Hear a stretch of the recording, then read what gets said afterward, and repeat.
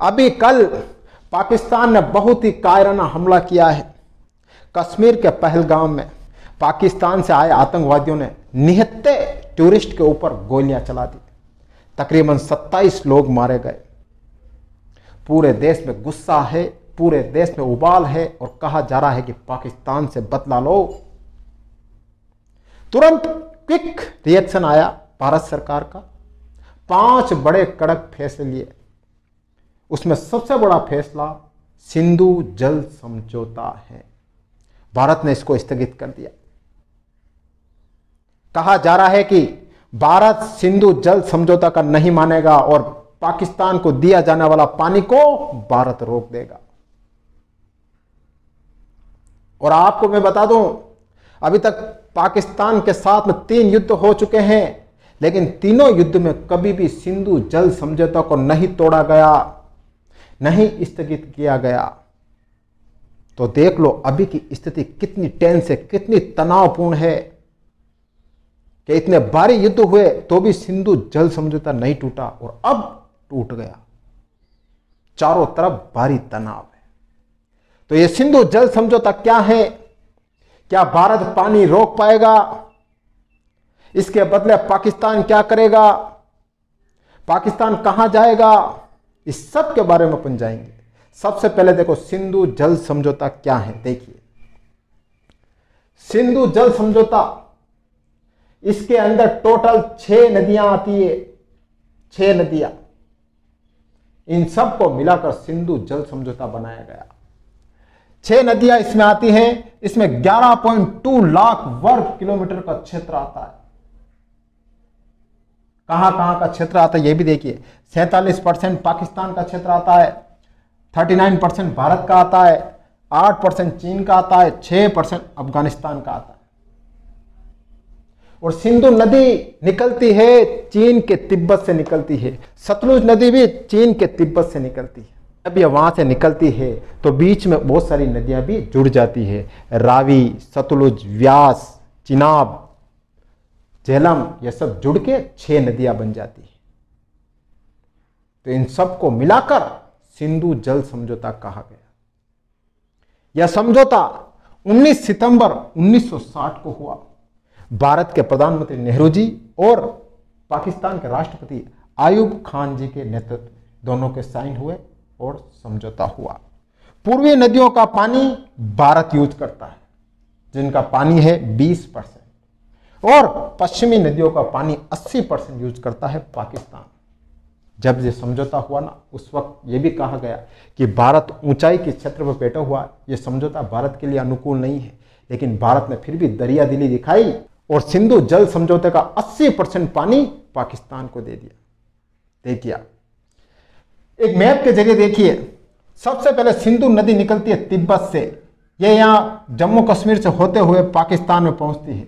फिर सतलुज नदी भी तिब्बत से निकलती है, यह भी बीच में होते हुए सिंधु नदी पाकिस्तान में वापस मिल जाती है। इसके यहां से फिर देखिए आप व्यास नदी निकलती है, फिर रावी नदी निकलती है, फिर पाकिस्तान में झेलम नदी बहती है, फिर पाकिस्तान में चिनाब नदी बहती है। पूर्वी नदियों में भारत के पास में सतलुज है, रावी है और व्यास है। ये तीनों नदियां भारत के पास है, पूर्वी में आती है।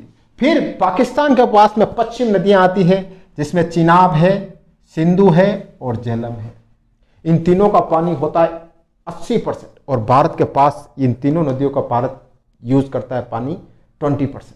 सबसे ज्यादा यूज पानी पाकिस्तान करता है। और आपको नॉलेज के लिए बता दूं मैं, पाकिस्तान की 80% जीडीपी इस सिंधु जल समझौते के ऊपर निर्भर करती है। अगर वाकई में भारत ने पानी रोक लिया तो यह बात निश्चित है कि पाकिस्तान की स्थिति खराब हो जाएगी। पाकिस्तान की खेती खराब हो जाएगी, पाकिस्तान की फसलें खराब हो जाएगी।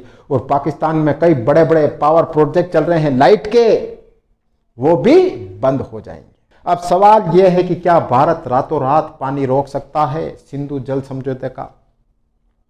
एक बात मैं बता दूं कि इतना पानी भारत अभी नहीं रोक सकता है। इतना इंफ्रास्ट्रक्चर होना भी जरूरी है, लेकिन हां, काफी हद तक पानी भारत रोक सकता है। भारत के कौन कौन से प्रोजेक्ट अभी चल रहे हैं और कौन कौन से डैम है जिसमें सिंधु जल आता है। देखिए आप,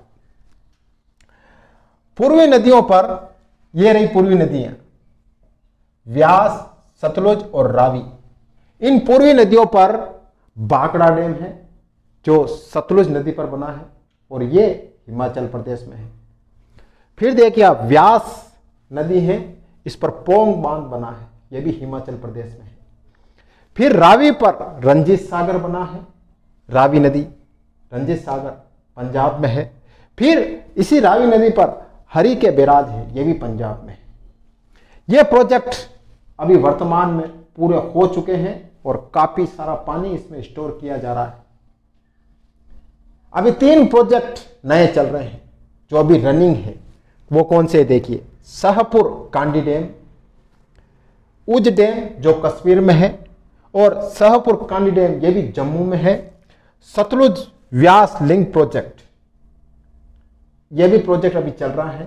पूर्वी नदियों पर भारत की टोटल 8 डैम है, उसमें 5 डैम बिल्कुल कंप्लीट हैं, तैयार हैं और वो यूज हो रहे हैं। 3 अभी मैंने आपको बताया जो नए चल रहे हैं, उनका निर्माण हो रहा है। अब भारत पश्चिमी नदियों पर भी अपना काम कर रहा है। यह पानी भी पाकिस्तान पर जाने से रोक रहा है भारत। और वो पश्चिमी नदियों पर कौन से डैम बन रहे हैं ये देखिए। पश्चिमी नदियों पर चिनाब नदी पर बगलिहार डैम बन रहा है, यह कश्मीर में है। रतले डैम, इसके बाद पाकल डूल डैम और किशनगंगा डैम। पश्चिमी नदियों पर 2 डैम बिल्कुल तैयार हैं और उसका पानी उपयोग में लिया जा रहा है, उसमें है बगलिहार और रतले डैम। इन दोनों डैम कंप्लीट है और इनका पानी यूज में लिया जा रहा है। फिर पाकल डूल डैम और किशनगंगा डैम, इनका निर्माण चल रहा है और प्रोजेक्ट चल रहा है और काम हो रहा है इसके ऊपर। अब अगर सिंधु जल समझौता स्थगित हो गया है, अब पाकिस्तान क्या कर सकता है? पाकिस्तान के पास क्या विकल्प है? पता है आपको, पाकिस्तान कुछ नहीं कर सकता है। पाकिस्तान ज्यादा से ज्यादा वर्ल्ड बैंक के पास जा सकता है। जब यह सिंधु जल समझौता हुआ उस वक्त वर्ल्ड बैंक मध्यस्थ था, भारत और पाकिस्तान के बीच में वो भी था, तो ज्यादा से ज्यादा पाकिस्तान वर्ल्ड बैंक के पास में जा सकता है। लेकिन आज ये स्थिति है कि वर्ल्ड बैंक भी पाकिस्तान की नहीं सुनेगा। विश्व के सारे देश, तकरीबन 90% देश भारत के साथ हैं, भारत के साथ खड़े हुए हैं। तो ये सिंधु जल समझौता अगर इसका पानी रुक गया तो पाकिस्तान के हालात बहुत खराब होने वाले हैं डेफिनेटली।